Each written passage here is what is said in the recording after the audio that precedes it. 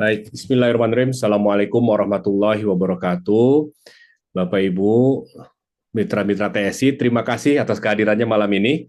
Kita akan membahas kajian webinar series, jadi topiknya terkait dengan leadership. Judulnya 13 kabut pikiran yang menghambat. Sebelumnya mari kita berdoa pada Allah Subhanahu wa taala, mudah-mudahan malam ini diberikan kelancaran terutama sinyal dan juga kaitannya dengan kelancaran acara kita malam ini. Untuk berdoa dipersilakan. Bismillahirrahmanirrahim.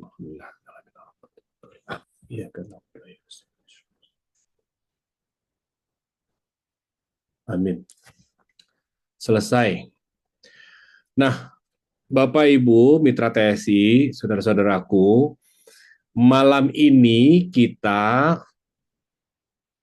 akan memulai satu langkah kajian yang insya Allah antara 1 bulan 2 kali atau bulanan atau 2 pekanan. Kajiannya ada 3 materi.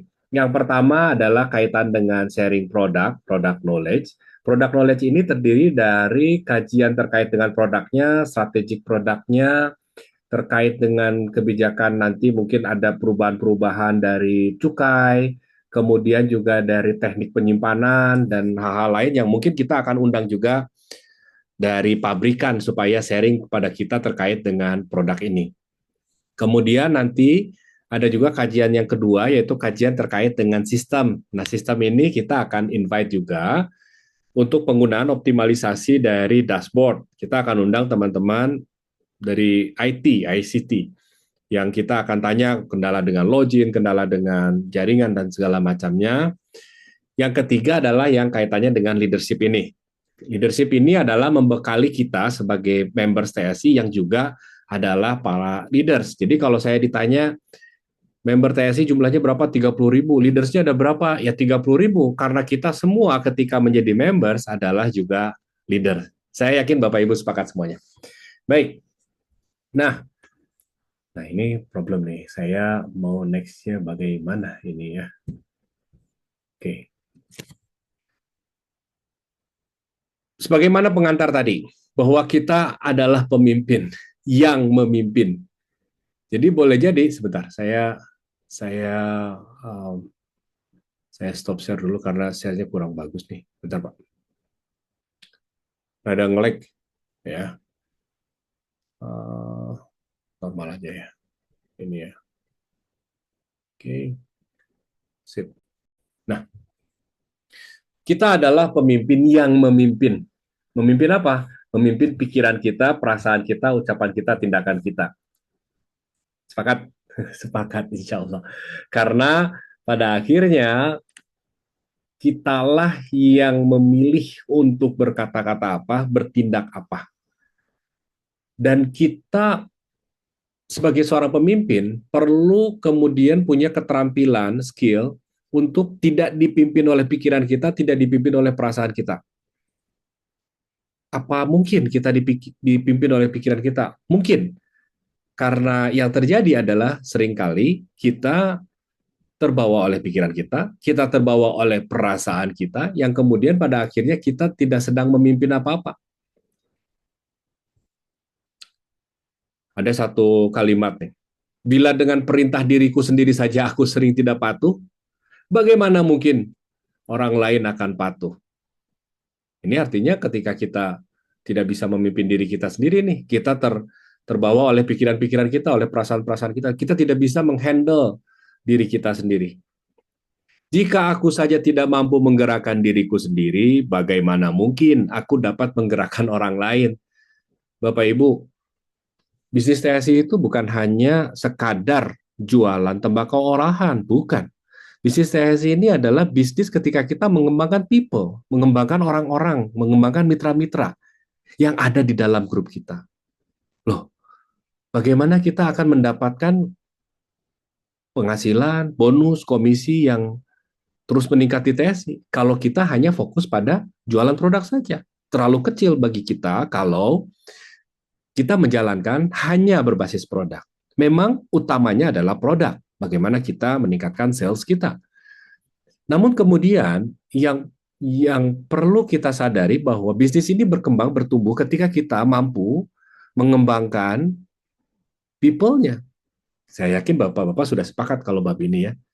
Cuma tantangannya adalah bagaimana kita bisa menggerakkan orang lain kalau kita sendiri tidak patuh dengan diri kita. Banyak keinginan-keinginan kita yang hanya sebatas keinginan, tapi tidak ada realisasi.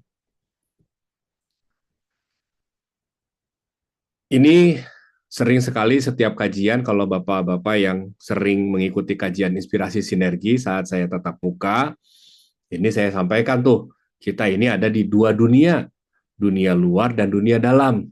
Benar nggak Bapak Ibu? Dunia luar itu apa? Realitas, keadaan, kata-kata, perilaku orang lain kepada kita. Dunia dalam apa? Pikiran-pikiran kita, perasaan-perasaan kita, apa-apa yang ada di dalam diri kita, yang tampak real, tampak realitas, tampak nyata. Bahkan kita namakan dengan peta.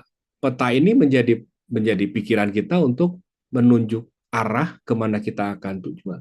Keinginan-keinginan kita kan ada di dalam pikiran kita. Bagaimana kita mengartikan dunia di luar yang kemudian kita berikan makna, kita berikan arti yang ada di dalam pikiran kita. Dan kita ini kan merespon setiap kejadian di luar itu berdasarkan pikiran dan perasaan kita. Kemana kita menuju, kemana kita akan melangkah, itu berdasarkan tujuan-tujuan, niatan-niatan yang ada di dalam pikiran kita, di dunia dalam kita. Makanya bagaimana kita mengartikan dan orang lain mengartikan kan itu bisa masing-masing punya arti yang berbeda. Makanya kita pun memiliki logika-logika sendiri, kita pun memiliki pemahaman-pemahaman sendiri yang dengan orang lain boleh jadi berbeda dan kita merasa benar dengan pemahaman kita sendiri. Makanya disebutnya logik menurut realitas kita sendiri karena kita punya pengalaman, kita punya ilmu, kita punya keimanan. Bayangkan kita punya keimanan, misalnya punya agama, kemudian diprospek sama agama lain. Ya kita yakin teguh dengan agama kita pertahankan. Kenapa? Karena kita benar-benar punya kebenaran menurut diri kita sendiri. Nah ini yang kemudian membekali kita dalam pikiran-pikiran kita ini, benar menurut diri kita, dan kita ini banyak hidup tuh lebih lama di dunia luar apa dunia dalam? Dunia dalam. Kita lebih banyak ketika sendiri, kita kan memikirkan, kita merasakan, kita merenung. Dan dunia dalam inilah, pikiran-pikiran kita inilah yang kemudian menjadi penentu gerak langkah kita, kata-kata kita, pilihan-pilihan hidup kita, kan berdasarkan pikiran-pikiran yang kita buat. Respon kita terhadap kata-kata perilaku orang lain berdasarkan pikiran-pikiran yang ada di dalam diri kita, di dalam pikiran kita. Nah, maka dunia luar hanya sebatas pandang yang terlihat, terdengar, terasa. Kebenarannya, misalnya Bapak Ibu melihat ini yang bulat-bulat ini warna merah, ya itu kan berdasarkan karena dunia dalam kita mengartikan dari sejak kecil dilatih warna ini merah berdasarkan kesepakatan. Boleh nggak dibilang ini warna biru? Boleh aja. Kalau kita tahu mengimani bahwa yang tertampak terlihat ini adalah warna biru. Makanya kayak misalnya di Sunda itu warna hijau itu ya warna biru itu disebutnya hijau. Kenapa? Karena dari kecil yang warna biru itu nggak ada biru, namanya hijau dan lain-lain sebagainya. Nah, berbicara tentang dunia realitas di dunia luar dengan di dalam pikiran kita sebutnya dengan peta berpikir, maka kita ini punya peta, Bapak Ibu, seperti bagaimana pikiran kita itu seperti peta. Saya mau umpamakannya peta, makanya suka ada mind map, peta berpikir. Nah, iya benar ada. Memang seperti peta. Contohnya kayak gini. Kalau misalnya melihat makanan, kan ada menu makanan tuh, yang mensimbolkan bahwa menu makanannya adalah ini. Kan ada gambarnya tuh kalau di restoran. Tapi itu bukanlah makanan. Sama dengan peta. Peta pikiran kita bukanlah wilayah, bukan realitas. Tapi simbol. Dari apa? Dari jalanan yang akan kita tempuh. Dari area teritori yang akan kita lihat, kita jalankan. Maka problemnya dengan peta, dengan pikiran, sama seperti peta, karena ia kemudian merupakan simbol-simbol saja yang bukan realitas, Ya, kalau kita misalnya umpamakan pakai Google Map atau pakai Waze, ada problem nggak kadang-kadang Bapak-Bapak? Ada problem. Apa problemnya? Yang pertama, ada yang dihapus. Ini peta TSI ini.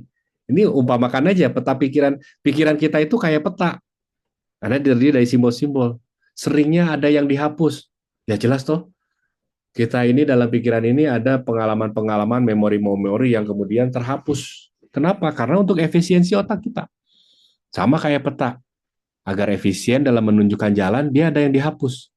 Bayangkan, ini peta TSI ini kan nggak ada pepohonan yang digambar, kemudian kios kaki lima yang si Pepeng yang di depan juga nggak di jalan, nggak ada security juga di sini nggak ada, warung pecel tidak ditampilkan di dalam map untuk efisiensi. Kemudian ada disamaratakan, bayangkan di sini ada hotel dua nih, ada Oyo, ada Hotel Wina, logonya sama gambar tidur. Kalau kita lihat ada restoran biasanya ya suka ada sendok garpu, sama sendok garpu. Ada masjid, masjid gede, masjid kecil sama. Coffee shop sama, gambarnya cangkir biasanya. Menggunakan simbol yang sama. Maka di dalam pikiran kita pun isinya adalah simbol-simbol yang seringkali ada sama dengan yang lainnya. Mengait-ngaitkan, menyamaratakan, ada problem tuh di situ. Sehingga sama seperti peta, pikiran kita pun sering terdistorsi, sering terganggu, sering tidak jelas, sering berkabut. Makanya kan di sini nggak ada portal, nggak kelihatan jalannya, kelihatan gede. Berapa banyak di antara kita yang pernah mendengar cerita ada yang kesasar di bawah sampai ke tengah sawah. Saya sendiri waktu sama Kang Jae pernah kemana ya dulu tuh ke Majalengka kalau nggak salah janjian tiba-tiba ada di tengah sawah gitu karena tidak presisi dan petanya itu tidak menunjukkan bahwa itu adalah jalan besar ternyata jalan pesisiran sawah. Dari pemahaman ini Bapak-bapak kita sebagai seorang leaders perlu kemudian melatih untuk menjernihkan peta berpikir kita, pikiran-pikiran kita. Bila memang peta ini mempengaruhi arahnya. Kalimat lanjutannya begini. Pemimpin yang memimpin perlu mampu menavigasi arah tujuan dengan peta yang jernih. Problemnya adalah ketika tujuan ini tersesat, kesesatan arah tujuan, ini adalah sebab dari berkabutnya peta, bahkan tidak update. Berapa banyak di antara kita, saya terutama ketika ke Jakarta nih, sering tersesat karena saya menganggap di dalam pikiran saya, jalannya itu masih sama dengan beberapa tahun ke belakang. Ternyata ketika kemarin saya sok-sokan nggak pakai Google, pakai Waze gitu, wah jalannya sudah update. Sementara di kepala saya ingatan tentang jalan di Jakarta itu tidak belum diupdate. Bahkan ketika pakai Waze, pakai Google pun kemarin sempat hampir kena tilang sebetulnya waktu ganjil genap. Waze tidak menginformasikan ada ganjil genap, sementara saya masuk turun di daerah Semanggi, Pak Tio. Jadi bukan turun di Semanggi, saya tuh mau ke daerah Senayan. Saya waktu itu pakai mobil ganjil kan 17.15. Waktu itu hari genap. Saya turun di Tebet. Kena priwit. Polisinya melipir, kemudian saya, gimana Pak, ini ditilang? Ya tilang, saya bilang kalau saya salah, saya tilang aja Pak, saya ngaku salah. Karena saya ngaku salah dan silakan ditilang, saya pasrah. Pak polisinya berbaik hati. Oh silakan aja, lanjut aja Pak, hati-hati Pak. Kalau ya udah, makasih, saya nggak jadi ditilang. Nah, dari kisah tersebut karena saya tidak mengupdate petanya, saya tidak menginputkan di Waze terkait dengan ganjil genap. Dunia luar senantiasa berubah. Kalau kita tidak berubah atau mengupdate peta berpikir kita, maka boleh jadi kesesatan kita, ketersesatan kita, kebingungan kita dalam menghadapi permasalahan saat ini dimulai dari bagaimana kita perlu memberesi pikiran-pikiran kita. Ini yang saya mau ngajak kepada Bapak-Bapak semua. Maka kita bicara tentang kabut pikiran, Bapak-Bapak. Saya akan sampaikan 13 kabut pikiran. Banyak, iya banyak. Tapi itu yang perlu kita sama. Nanti modulnya ini slide-nya saya akan berikan kepada Bapak-Bapak. Tinggal minta aja ke pelayanan untuk share slide-nya ya. Jadi kabut pikiran ini adalah sebuah konsep atau pemikiran-pemikiran yang terbawa dari kebiasaan cara berpikir anak-anak. Ketika kita anak-anak tuh kan punya pemikiran-pemikiran seperti anak-anak lah. Makanya Gus Dur bilang waktu suatu ketika ada permasalahan dengan Dewan Legislatif DPR itu Gus Dur bilang kayak anak-anak TK karena boleh jadi itu mau menyatir terkait dengan cara berpikir atau cara cara pola-pola pemikiran yang terbawa sampai ke ruang sidang yang kemudian boleh jadi pada saat itu konteks itu ada kekesalan, kegemasan yang akhirnya terlontarlah ini kayak anak-anak TK. Karena ketika kita sebagai seorang pemimpin perlu perlu punya pemahaman eh, kabut pikiran ini. Perlu kita mulai melatih jangan sampai sebagai seorang pemimpin kita punya kabut berpikir sebagaimana yang akan saya sampaikan nanti. Jadi, kabut pikiran adalah konsep pemikiran yang terbawa dari kebiasaan cara berpikir anak-anak, childish way of thinking, dan juga keengganan untuk mengupdate peta pikiran kita. Tidak ada kesadaran bahwa, oh saya ternyata selama ini salah, saya ini sering blaming, saya ini sering jumping into conclusion. Jadi saya akan sampaikan 13 kabut pikiran, nanti Bapak-Bapak cek aja. Oh saya pernah nih, satu pemikiran ini yang saya kemudian sampai saat ini terbawa-bawa. Nanti cek.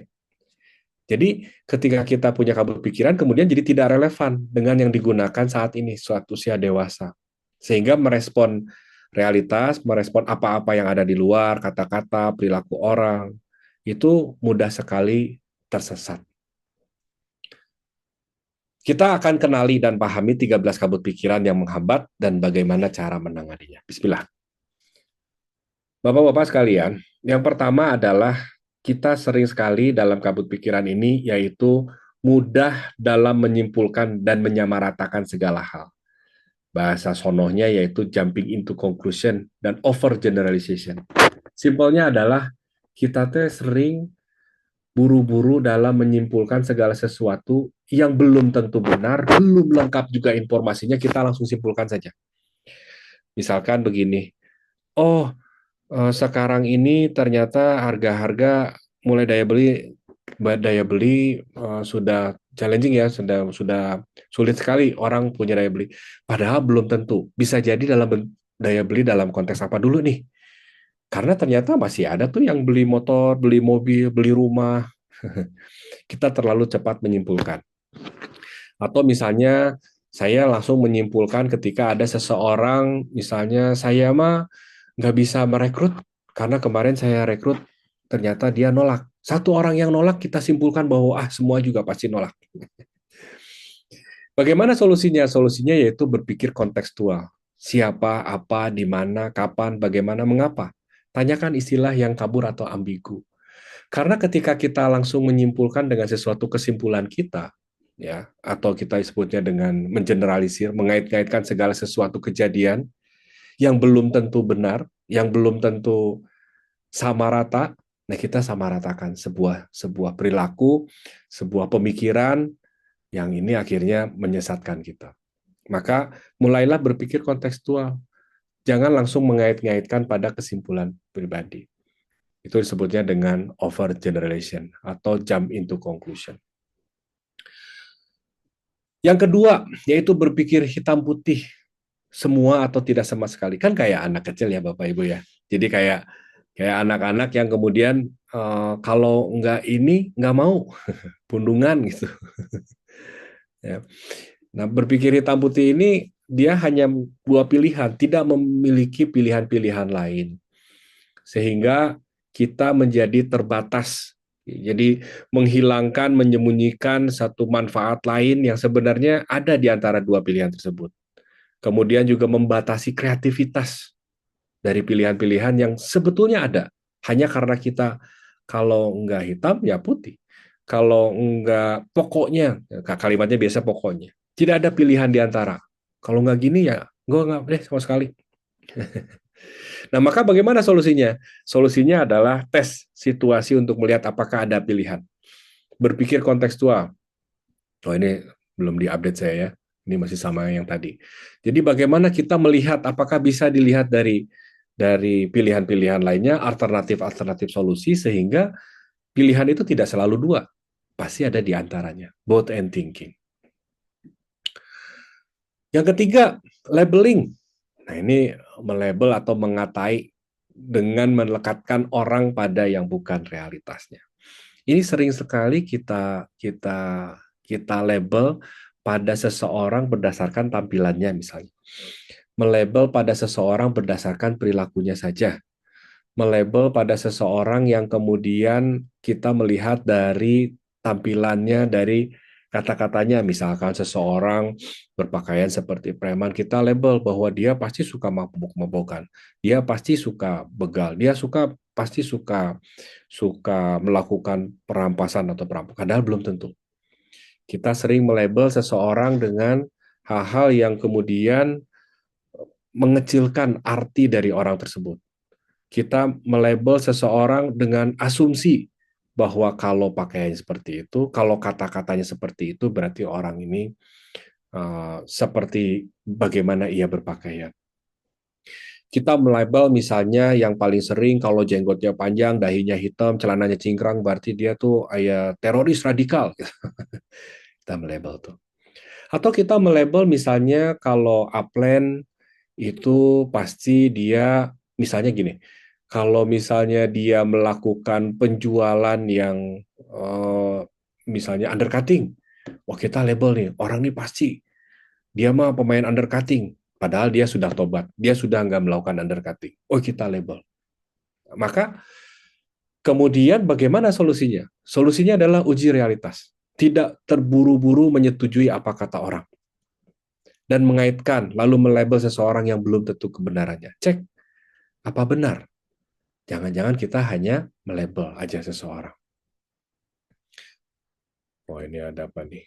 Oh, izin share materinya Pak Pur. Ya insya Allah, nanti ke pelayanannya Pak ya. Ini yang ketiga, labeling. Maka bagaimana bila kita yang dilabel, atau kita distempel, atau kita dicap? Misalnya kita dibilang orang yang tidak mau bertumbuh. Misalnya kita dibilang orang yang nggak bisa ngeprospek. Misalnya kita dibilang orang yang nggak berbakat bisnis network marketing. Misalnya kita dibilang orang yang nggak bisa jualan. Orang melabel kepada kita boleh jadi hanya pandangan orang lain.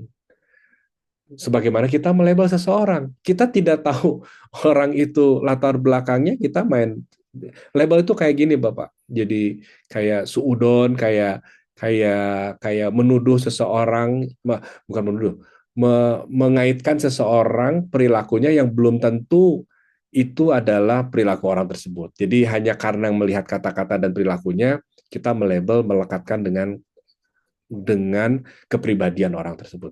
Padahal belum tentu. Contoh, ini ada dari Pak Pras nih, saya menarik nih.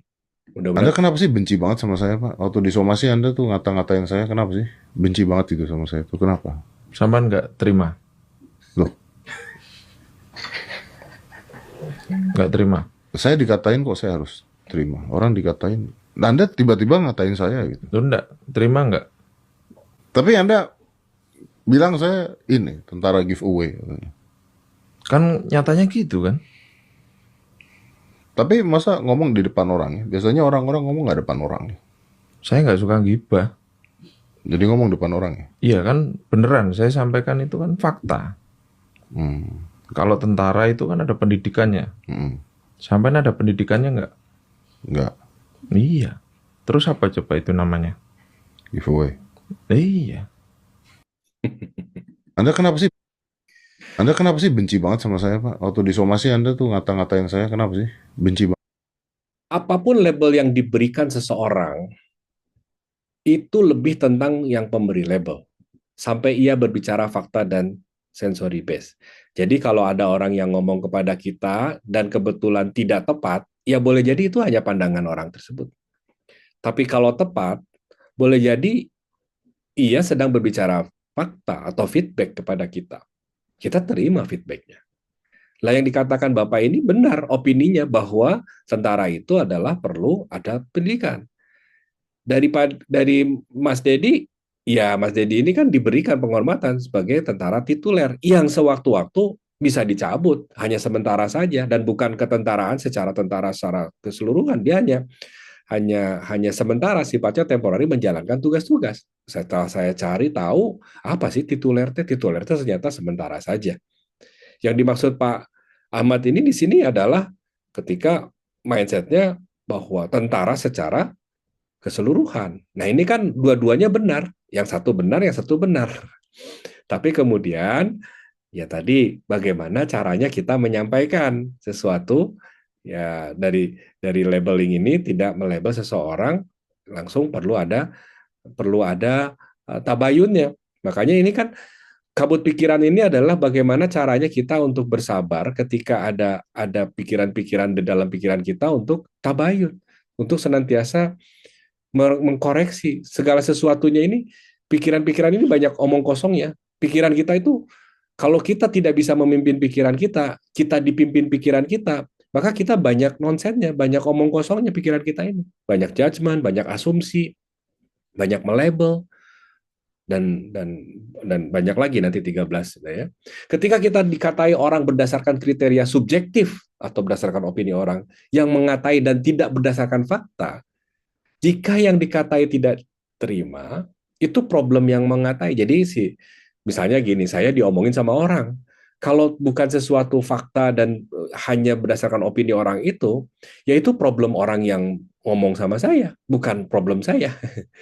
Itu adalah pikiran milik yang mengatai orang yang ngomong kepada saya. Bukan yang dikatai atau bukan kita yang dikatai. Karena bukan dalam kendali orang yang dikatai. Misalnya, bapak-bapak diomongin nih sama seseorang. Dan omongan orang itu adalah bukan fakta tentang bapak. Bukan sesuatu yang real. Omong kosong aja. Ya sudah. Itu adalah problem yang memberikan kata. Boleh jadi ada permasalahan. Boleh jadi ia luput untuk tabayun. Hanya dengar dari omongan orang-orang. Nah, berarti orang yang sedang mengata-ngatai kepada kita ini kan sebagai orang yang sedang tidak melakukan refleksi atau tabayun. Maka kita pun sebagai pemimpin jangan sampai hanya karena ada informasi dari seseorang, kan kita sering begitu Bapak-Bapak. Hanya karena ada informasi dari seseorang tentang seorang X misalnya.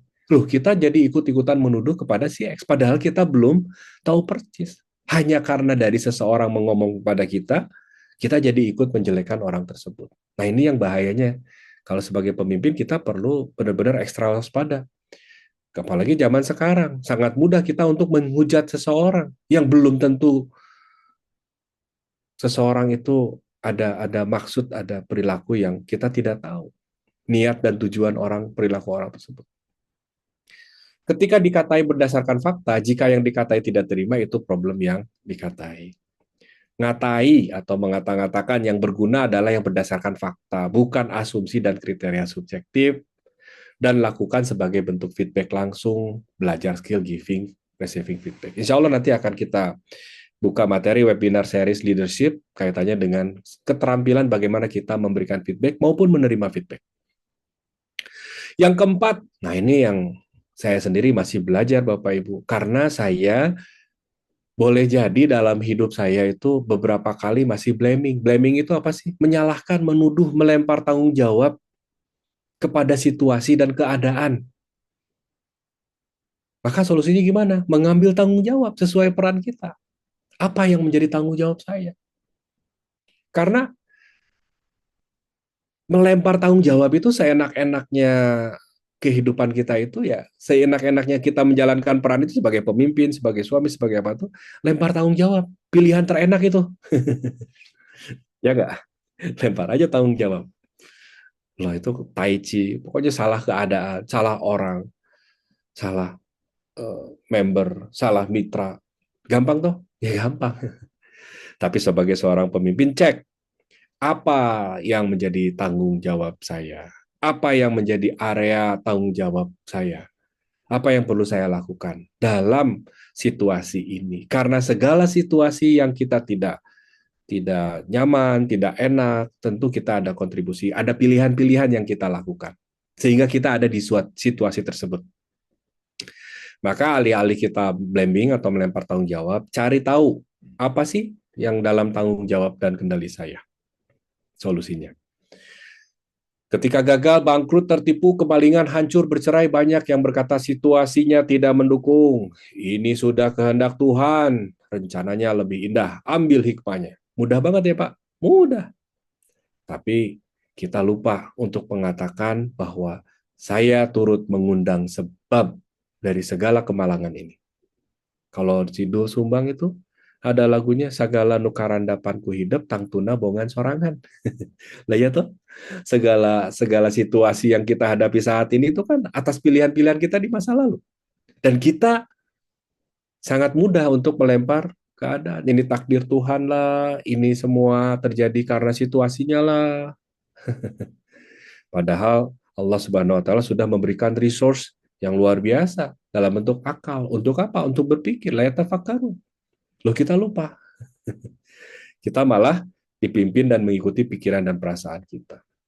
Yang kelima, namanya mind reading, Bapak-bapak.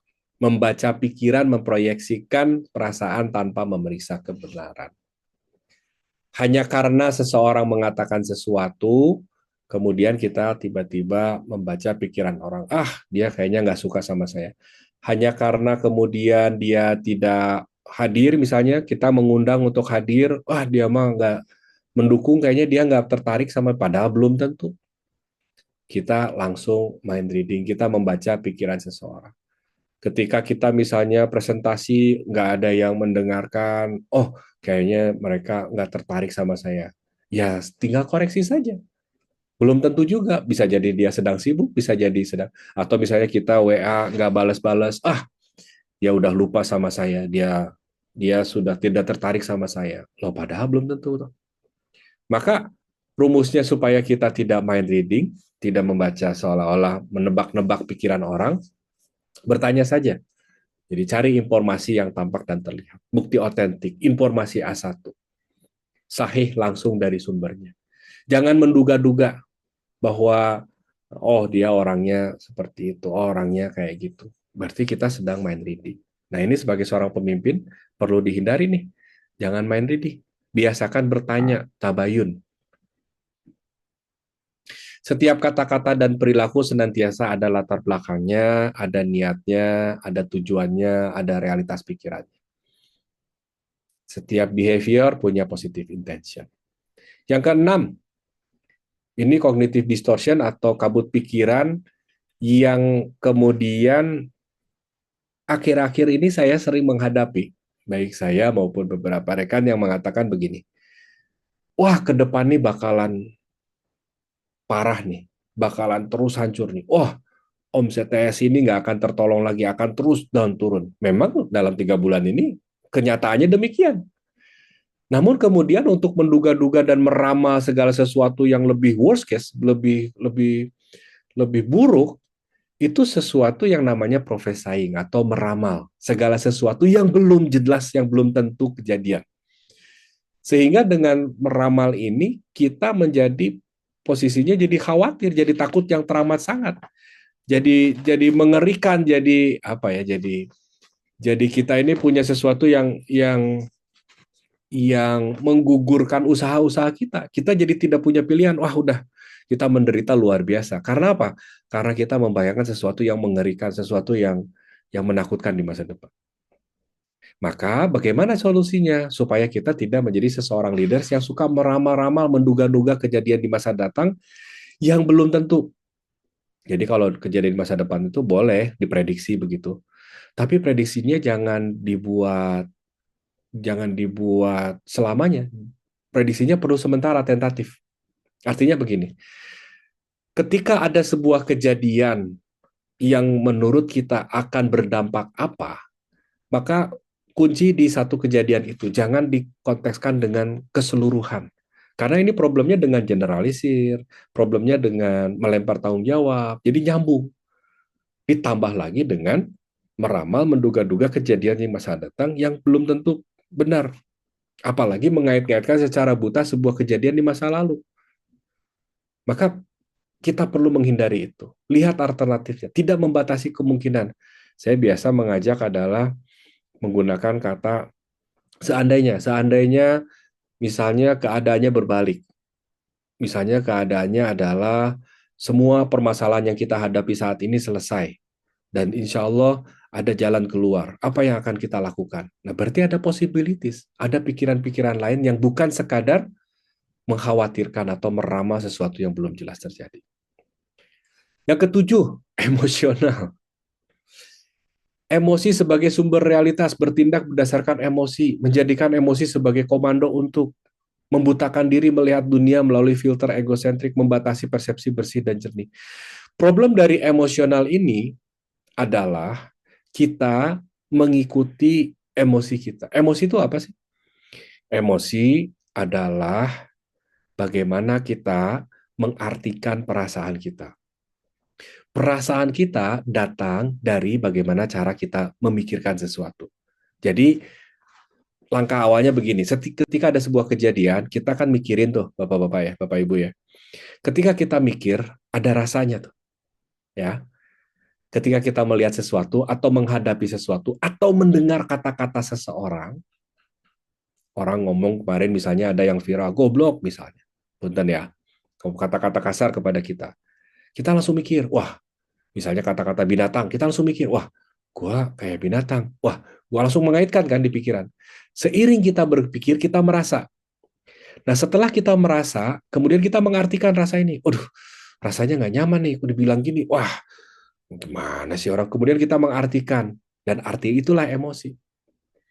Dan emosi ini sifatnya adalah informasi yang menandakan bahwa ada satu harapan yang berjarak dengan realita. Sama kayak masalah. Jadi emosi ini sifatnya dia sebagai informasi aja, bukan komando untuk melakukan atau mengikuti emosi tadi. Pak Pur, emosi itu ya gimana juga, kita kan nggak pernah nggak ada emosi, pasti ada aja tuh kesel atau mas. Iya betul, kita marah pada sesuatu yang kemudian mengganggu kita, misalnya anak kita dibully atau anak kita ada yang mukul atau istri kita ada yang menyakiti, kita wajar emosi, wajar, namanya juga manusia. Kan manusia ini di Triune Brain yang pernah saya sampaikan itu ada reptilian untuk melawan, ada emotion untuk merasakan, wajar kita ada emosi. Hanya dalam konteks sebagai seorang leaders, ketika ada emosi itu, terima emosinya lalu pikirkan apa yang kemudian perlu saya lakukan dengan kejadian ini. Tarik, mundur, jeda, kemudian lihat, observe, perhatikan faktanya apa nih. Oke, ini tentang apa nih? Oke, tanpa menilai, tanpa kemudian terpancing untuk berkembang dengan rasa yang semakin besar. Jangan dulu mengevaluasi, cek aja dulu, observe aja dulu, amati saja dulu. Saksikan saja dulu apa adanya. Ini tentang apa sih? Nah, dengan gitu nanti muncul rasa di mana, oke, ini ada situasi yang tidak saya inginkan, maka saya perlu solusi keluar dari situasi ini sehingga emosi saya ini bisa terkendali. Banyak orang yang kemudian tidak mudah untuk mengendalikan emosi karena dia menjadikan emosi sebagai sebuah perintah untuk marah-marah balik, perintah untuk melakukan perlawanan, perintah untuk gebrak-gebrak meja, perintah untuk blaming, perintah untuk kemudian sehingga tidak berpikir solusi. Karena problemnya adalah ketika sebuah kejadian terjadi, ya sudah terjadi. What next-nya adalah kita perlu keluar dari permasalahan itu dan menyelesaikan permasalahan itu, menghadapi permasalahan itu dengan pikiran kita, dengan menciptakan solusi. Karena manusia juga punya kemampuan untuk mencipta. Mencipta apa? Mencipta solusi. Solusi itu tidak akan keluar ketika kita tidak mampu berpikir secara jernih. Kenapa tidak mau berpikir secara jernih? Karena berkabut. Kenapa berkabut? Karena ada emosi. Tertutup oleh emosi. Dan kita tahu sekarang, oh, emosi itu karena saya mengartikan rasa yang hadir dalam perasaan saya. Oh, rasa itu hadir karena saya punya pikiran tentang sesuatu. Ada sesuatu kejadian yang yang di luar atau berjarak dengan ekspektasi saya. Saya punya harapan ini aman-aman saja, ternyata ada suatu kejadian yang membuat tidak aman sehingga harapan saya gagal nih. Kecewa, ada rasa tidak enak. Saya artikan rasa itu sebagai sebuah emosi yang kemudian marah. Nah, lanjut, berpikir sebagai observe dan perhatikan fakta. Sense, kegiatan tanpa menilai, tangguhkan evaluasi, saksikan apa adanya, dapatkan pesan baiknya. Ada satu kalimat gini, yang menyakiti kita adalah persepsi kita sendiri. Bukan kejadian, bukan kata-kata orang, bukan perilaku orang. Makanya ada buku yang kemarin saya sempat baca, dan itu laku banget bukunya. Namanya The Power of Bodo Amat. The power of bodo amat itu adalah mengajak kita untuk memimpin pikiran kita, jangan tergiring oleh sesuatu yang sebetulnya ketika kita digoblok-gobloki, kemudian kita dikata-katai seperti apa, sangat bergantung kepada bagaimana cara kita merespon. Salah satunya adalah kita tidak buy-in dengan apa kata-kata orang selama itu tidak relevan dengan perilaku kita. Kalau itu pun relevan, maka itu menjadi feedback buat kita. Bahwa cara orang itu mengata-ngatai seperti apa, itulah caranya, itulah kemampuannya dia. Bahwa cara orang itu marah-marah, itulah kemampuannya dia. Pak Hubaidi, senyum-senyum. Yang menyakiti kita adalah persepsi kita sendiri. Yang kedelapan, ini baperan, langsung personalize. Segala sesuatu itu tentang saya, padahal belum tentu. Mempersepsikan keadaan tindakan orang lain ditujukan kepada diri pribadi saya. Misalnya ada sebuah kejadian, kemudian atau ada status Facebook, ada sesuatu yang kemudian, oh ini mah ke saya, wah ini mah tentang saya. Seolah-olah dunia ini mendakwa Anda. Seolah-olah dunia ini hanya memerhatikan Anda. Padahal belum tentu. Bagaimana kita perlu objektif, step back, mundur, amati, ambil posisi orang kedua, ketiga, netral aja sebagai observer. Ini soal apa sih? Membedakan antara diri dengan kejadian. Yang kesembilan, membuat sesuatu menjadi sangat mengerikan. Namanya ovulizing. Ini kan dari 1, 2, 3, 4, 5, 6, 7, 8, 9 ini kan pikiran-pikiran anak-anak, Bapak-Bapak. Jadi pikiran anak-anak itu artinya ya kayak anak-anak. Kalau anak-anak itu kan sakit, aduh mama sakit. Dan anak kecil itu sakit kadang-kadang bukan karena sakitnya, tapi karena minta perhatiannya. Melebih-lebihkan rasa sakitnya. Aduh Pak, ini saya gimana Pak?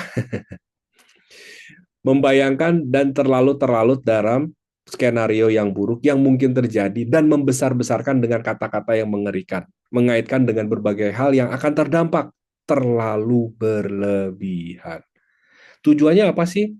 Biasanya tujuannya adalah dari kecil, remaja sampai ke dewasa, tidak diubah mindsetnya, tidak diubah pola pikirnya, ia berkabut pada sesuatu yang menderita itu dia lebih-lebihkan. Kalau kita mengenalnya dengan kata lebay. Padahal masih ada solusi, padahal masih ada alternatif solusi. Sebagai seorang leader, sebagai seorang pemimpin, maka kita perlu menghindari ovulizing. Kalaupun ada sesuatu yang menyakiti hati kita, membuat kita merasa bahwa, aduh tidak nyaman banget ini suatu kejadian menantang, jadikan itu sebagai sebuah tantangan. Jadikan itu sebagai sesuatu ya di situ saja, dalam konteks itu saja. Tidak mengait-ngaitkan kepada seluruh kehidupan kita sehingga begitu mengerikannya masa depan, begitu sakitnya kita. Sakitnya tuh di sini. Dan setiap orang punya masalah dan setiap masalah perlu dihadapi dan tidak pernah ada satu uji atau tantangan yang dihadirkan kecuali untuk meningkatkan level kelideran kita. Jadi saya melihat banyak orang-orang sukses, leader-leader yang tangguh, itu karena mereka sudah melewati uji yang sedemikian dahsyatnya.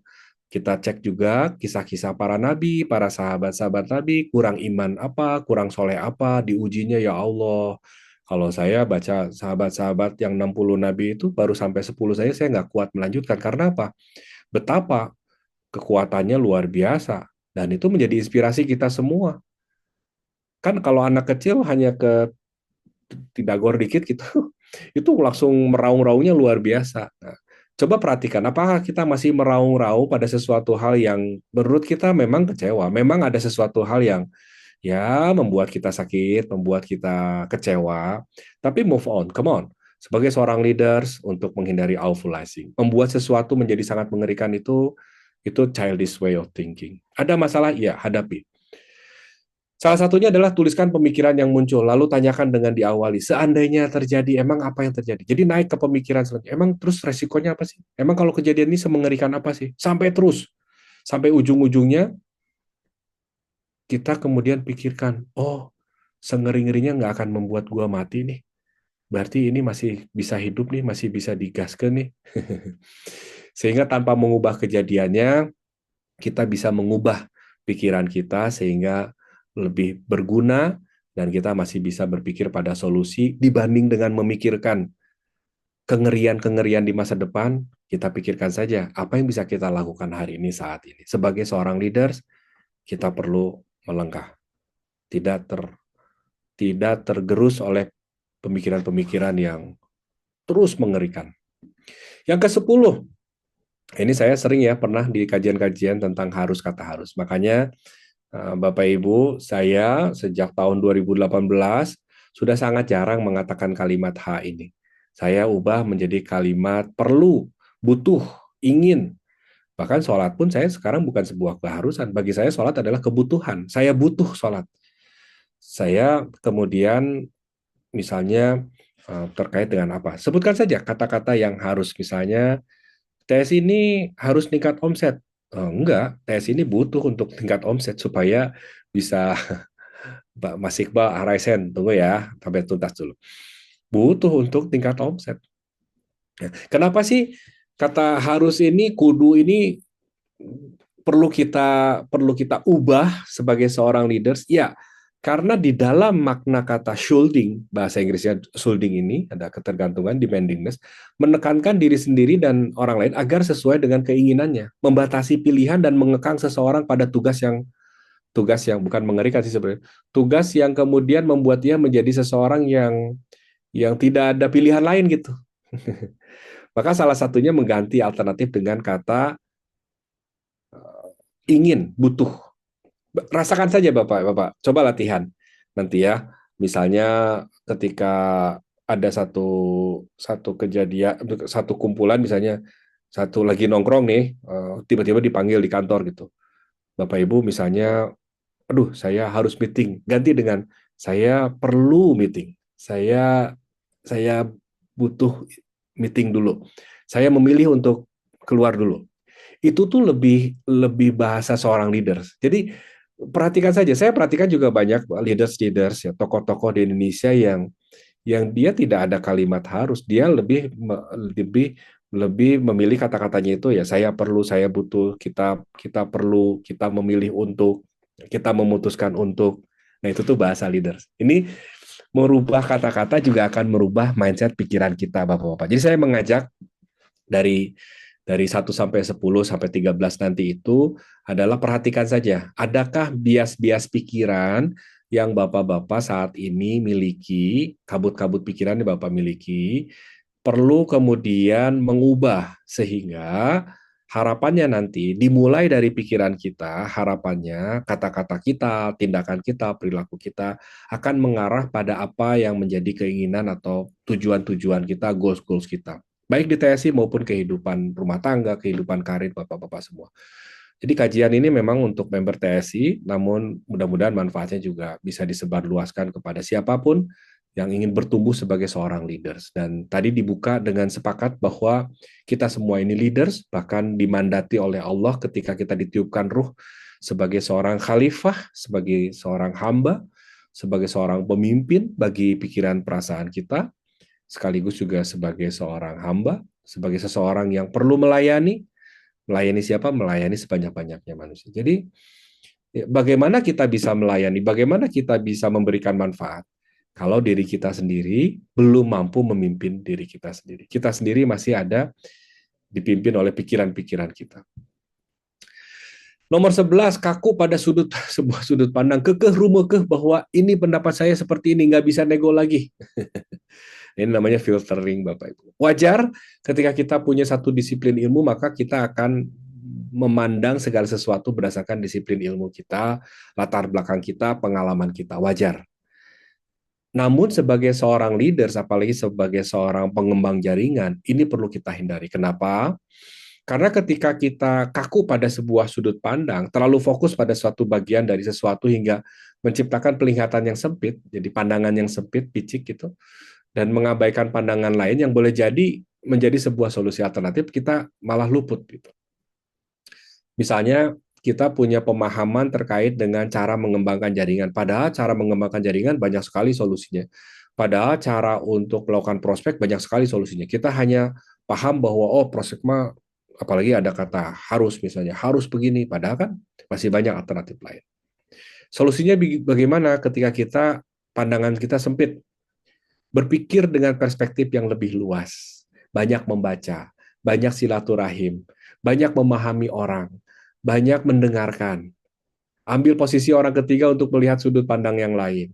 Bertanya pada orang lain, bertanya pada plan ini kayak gini gimana ya, sehingga pandangan kita tidak sempit. Belajar hal baru yang berkaitan guna mendukung luas pandang. Contoh, karena kita sebagai seorang pebisnis pemasaran jaringan dan kita melakukan prospek kepada calon-calon members, maka pastikan Bapak Ibu perlu mempelajari juga ilmu komunikasi, mempelajari juga ilmu misalnya tentang sales, mempelajari juga ilmu tentang negosiasi, mempelajari juga ilmu tentang persuasi, yang insya Allah nanti kita buka kajian-kajiannya di leadership yang akan datang, insya Allah. Nomor 12, dua terakhir, yaitu tak mungkin, impossible, memaksakan keterbatasan diri dengan menggunakan kata tidak bisa. Nah, canting namanya ya. Karena ada anggapan, ada aturan yang membatasi diri dari melakukan sesuatu. Ini tuh sebetulnya ada karakter leaders yang, saya emang nggak bisa, saya nggak bisa jualan, saya emang nggak bisa prospek, sok sama yang lain aja. Saya mah jualan aja, saya nggak bisa prospek. Oh, saya emang nggak bisa jualan, tapi kalau memperkenalkan produk mah bisa. Nah, sebetulnya bukan tidak bisa perform ya, tapi boleh jadi di pikiran kita saja. Makanya kan di sini tentang kabut pikiran. Nah, maka solusinya gimana? Cari kemungkinan. Jadilah berpikir yang possible dengan menguji kata tidak bisa. Apakah masalah fisik atau masalah psikologis nih? Emang apa yang menghentikannya? Apakah saya mengizinkan untuk misalnya bertumbuh, berkembang? Maukah melihat, mendengar, dan meraba bila dibebaskan dari batasan-batasan penghambatan diri ini? Karena jangan-jangan masalah psikologis saja. Masalah ketidakmauan saja, bukan tidak bisa. Bahkan banyak orang yang sukses, di TSI pun ada, namanya Kang Entis itu, beliau dari mulai helper, dari mulai beliau ini adalah seorang yang delivery, kemudian belajar, dia tekun, mau belajar. Jadi ketika ditanya apakah bisa mengoperasikan komputer, enggak, tapi mau belajar.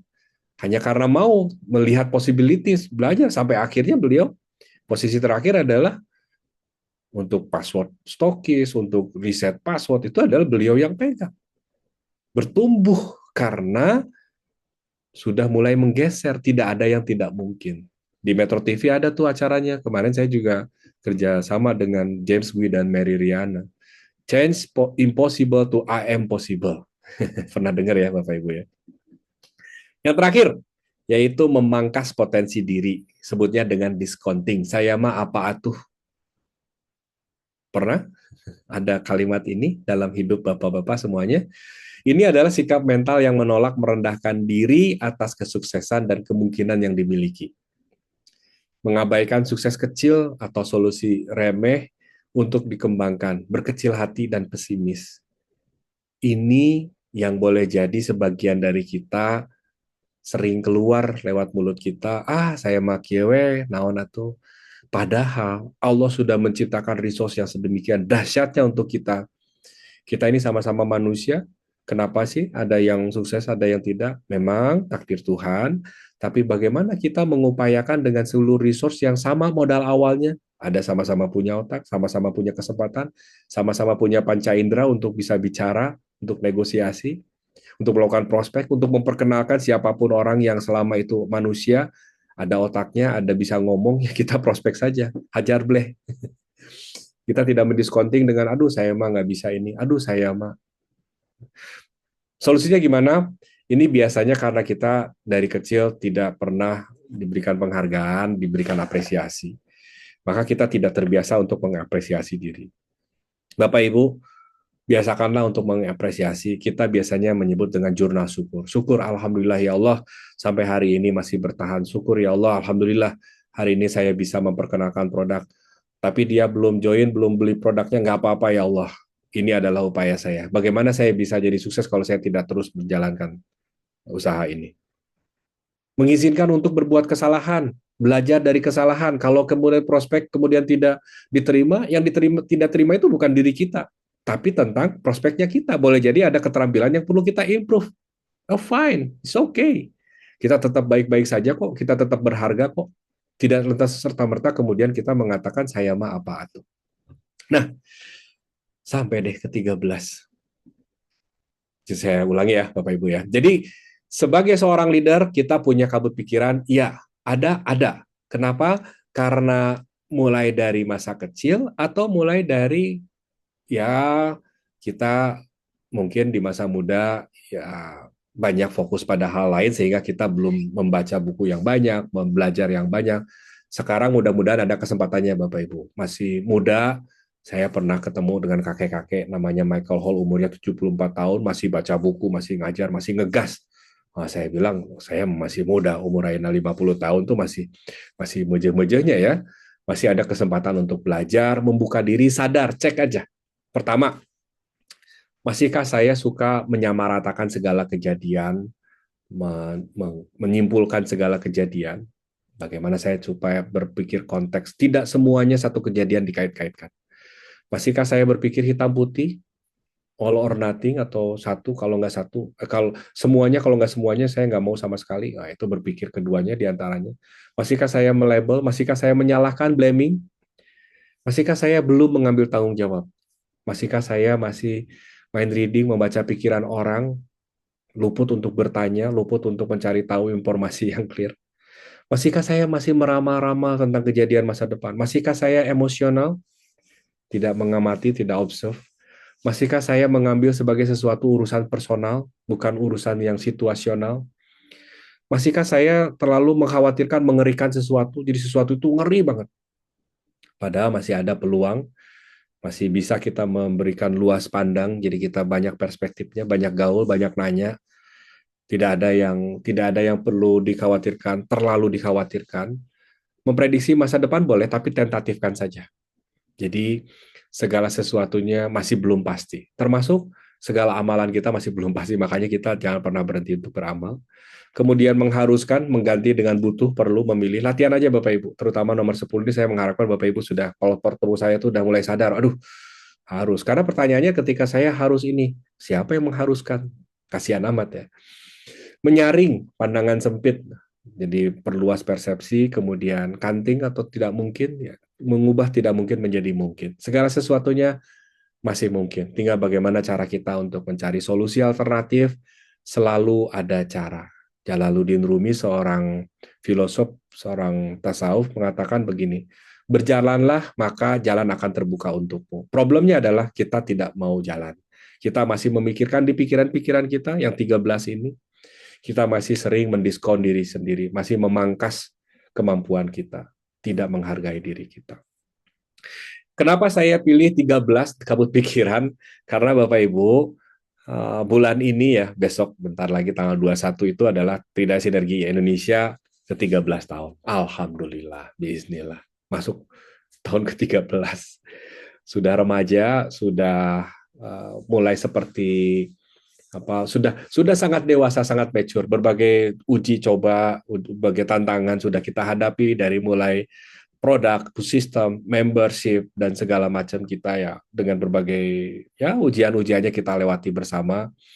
Dulu tahun 2017 kita memulai dengan Director Summit yang kedua, bersyukur, bersatu, dan berjuang. Sekarang kita menggunakan logo 13 ini, angka 3-nya adalah motif kupu-kupu, sebagai bentuk untuk metafora cerita tentang transformasi dari kepompong keterbatasan menuju kepakan sayap yang percaya diri di era digital yang serba cepat. Di zaman AI ini, TSI tak sekadar beradaptasi, melainkan berinovasi. Kita sudah ada apps, sudah ada pengembangan-pengembangan, nanti akan tunggu tahun 2025 akan ada inovasi-inovasi dari kita. Kemudian juga kita menciptakan ekosistem kolaborasi yang kuat antara pabrikan, perusahaan, dan juga membership, memanfaatkan teknologi untuk memperluas jangkauan dan memperkuat ikatan dengan mitra. Usia 13 tahun bukan puncak, melainkan landasan kokoh untuk melesat lebih jauh, membangun masa depan yang lebih gemilang bersama, insya Allah. Demikian Bapak Ibu. Oh ini banyak nih, saya tadi tidak membuka ini ya. Alhamdulillah. Boleh, silakan di unmute untuk bersapa-sapa nih. Kalau dari saya demikian. Terima kasih. Wassalamualaikum warahmatullahi wabarakatuh. Lanjutnya kita ngobrol-ngobrol. Waalaikumsalam warahmatullahi wabarakatuh. Ada pertanyaan atau kebingungan nggak apa-apa. Kalau bingung nggak, memang itu tujuannya untuk bingung bapak-bapak ya. Bang Udah. Eman baca WA. Kenapa Pak? Bang Eman sudah baca WA tuh, Kang. Oh, saya tidak buka WA, bos. Oh, WA ke saya. Enggak ke Bang Eman. Gimana sih? Siap, silakan Bang Eman buka WA. Assalamualaikum Pak Pur.